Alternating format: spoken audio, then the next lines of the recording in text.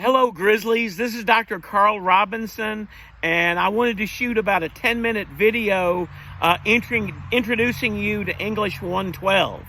I'm in my backyard. This is where I grew up, so I thought maybe you'd like me to shoot it out in the sunlight, even though it looks like it might rain, mess up my hair.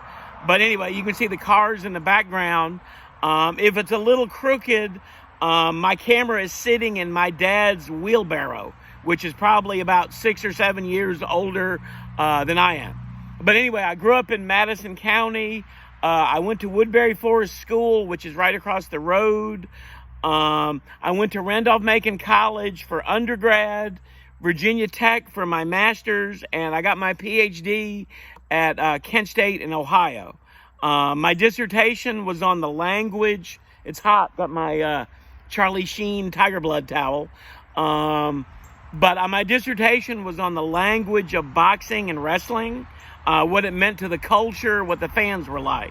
So wrestling is theater. A certain type of fan likes that. It means something to our culture versus boxing. Maybe it's for real. Maybe someone gets killed in the boxing match. And that means something else to our culture, and it's a different kind of fan.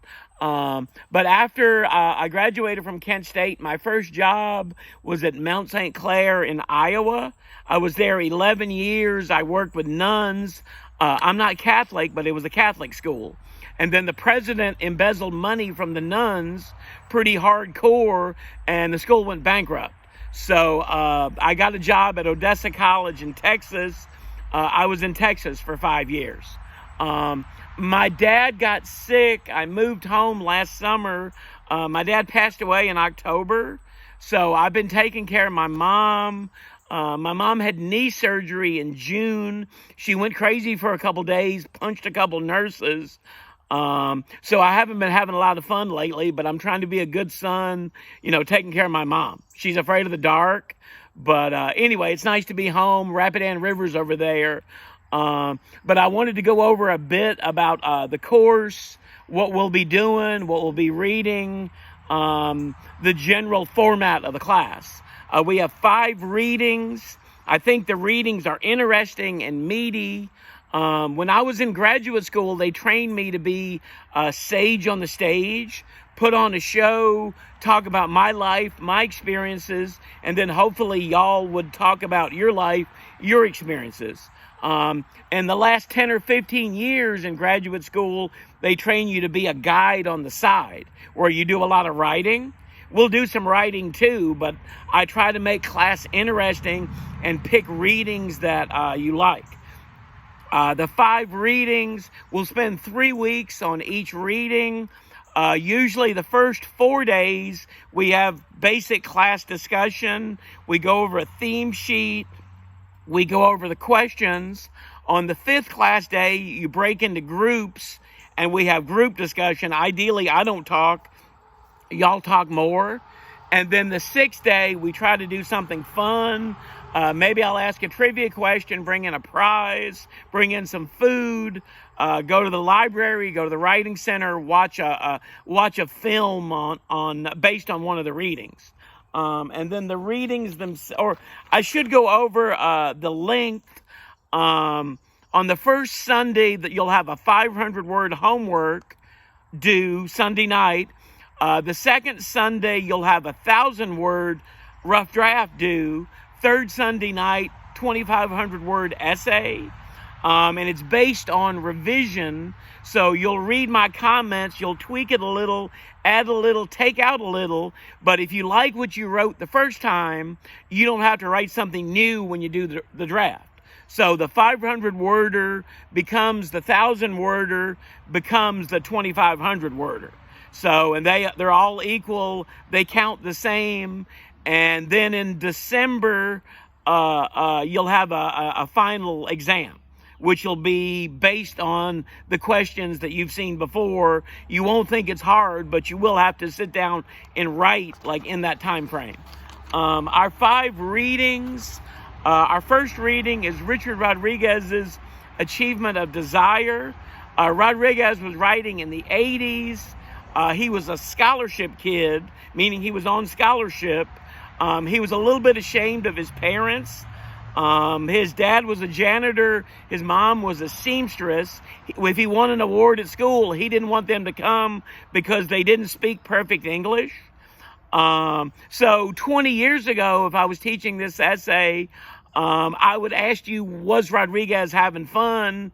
Was he missing something? Because at the end of the essay, he's in a library in England. He has a PhD. He's going to be a professor. He's going to be rich and famous. He's going to be on C-SPAN, like the Boring Channel. But he doesn't seem happy at the end. And I used to ask my students, were y'all having fun? Maybe you're getting an A, maybe you have a 4.0, but do you have time to go have coffee with your friends? Go have a beer with your friends, go to a football game. COVID seems to have changed that a little bit. My students in Texas, some of them argue 3 years ago that Rodriguez had the right idea. You put on the horse blinders, you do your work, you do your homework, you do reading, you do the computer work, you don't go out and have fun with your friends. So Rodriguez is a little bit about your writing strategy, your personal writing strategy, how you organize your daily work, school, whatever you have to do, but it's really about self-motivation. The second essay is Edward Said States. It's ostensibly about the Middle East. There's about 75 photos about what life is like in Palestine in the 80s. A little bit of a history lesson. After World War II, the Allies that won the war, England, Israel, America, cut Palestine in half and made half of it Israel. And maybe your family lived there for 75 years, but you had to move for the state of Israel to be created. So it's a bit of like what his culture was like in the 80s up until now. But it's a bit about picture theory. Like that's my word for what we're doing. But a lot of it is analyzing a photo. The first photo is of a Palestinian wedding, and we would compare that to like an American wedding. Big, flashy, decadent versus what's going on in the picture. But it's a different culture and their norms versus our norms. And Said lived there for 35 years in Palestine.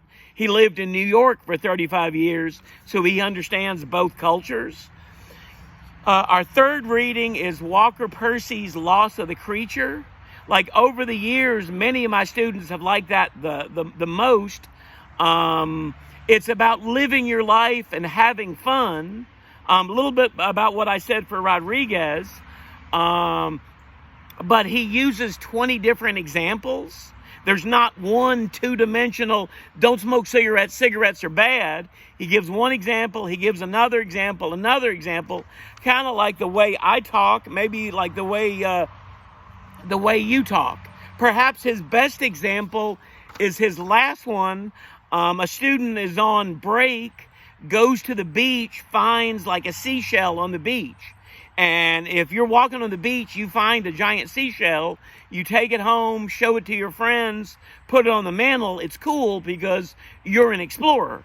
But then the kid goes to school the following Monday. He goes to biology lab, and the professor plops the seashell on the table, and they study the seashell. They dissect the seashell, and it's part of the system. It's part of the man. So again, you're on the beach, you find the seashell, it's cool, you're an explorer. Same seashell in biology lab, it's part of the system, it's the man, it's the establishment, you don't want any part of it. I think you'll like Walker Percy. Our fourth essay is Jane Tompkins's Indians, Textualism, Morality, and the Problem of History. And that works well for a research class, which we're doing, like our last essay. She basically pretends she's a student. She's doing an essay on Native American culture. The first book she picks up is from the 50s. It says Native Americans were wild. They weren't Christian. They needed Caucasians to save them, to show them Christianity.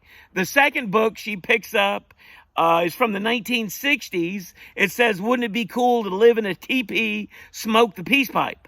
So 1960s book says it would be really cool to be a Native American. She picks up a 1980s book. It says, obviously, the Native Americans didn't understand the fur trade. That's why their culture failed, is on the wane, because they didn't understand capitalism and money.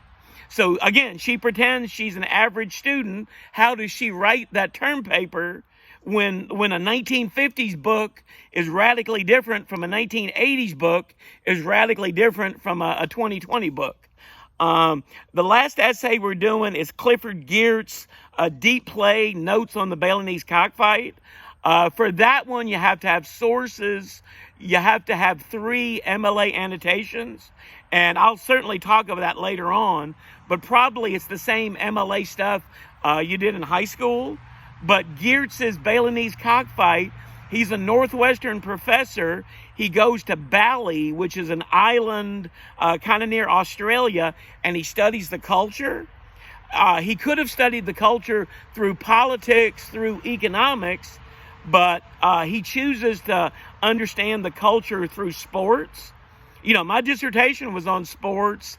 I like that. It's a little more, I personally think politics, economics are a little bit more boring than sports. But anyway, their number one sport is the cockfight. We'll talk about cockfighting. We'll talk about Michael Vick, things like that. But we'll also talk about professional wrestling, boxing, football. Like if you were from another country, if you were from France, making fun of the French people, you came to a Dallas Cowboy Washington Commander game, and that's all you knew about American culture. And there are big guys like me, like with a Dallas Cowboy star on their chest, drinking beer, banging on their chest. What would you think of American culture if that's the only thing you knew about it, the sport of football? So anyway, I think you'll like that reading. Hopefully you'll like all the readings. I tried to make this about 10 minutes, but it's 12 minutes. But anyway, it's outside. It didn't rain on me. But anyway, I'll see you around August 21st or 22nd.